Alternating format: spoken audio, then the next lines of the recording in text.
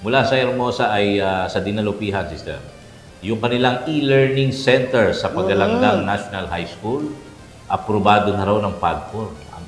Pakinggan mo kasi yun ang balita, sister. Aprobado na ng Philippine Amusement and Gaming Corporation ang pondo para sa itatayong e-learning center. Ito yung sa Pagalanggang National High School sa Dinalupihan, Bataan. Ito ang personal na ibinahagi ni Pusong Pinoy Party List Representative Congressman Jet Nisay sa kanyang pagbisita sa tanggapan ni Mayor Herman Tong Santos sa lokal na pamahalaan ng Dinalupihan.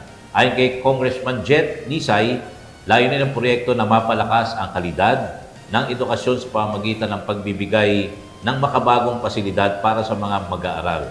Inaasahang makatutulong ang e-learning center sa pagpapahusay ng digital learning at access sa teknolohiya ng kabataan sa lugar.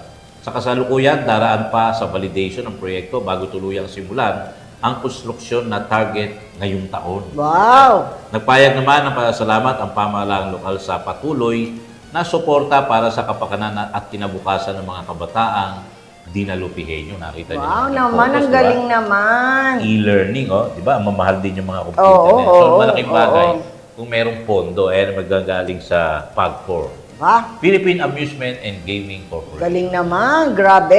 Iba pa yan. Di ba? May PCSO tayo, Oo, di ba? oo. Yan naman PAGCOR, yung mga Oo. nagagaling sa mga gaming, mga casino. Yeah. Like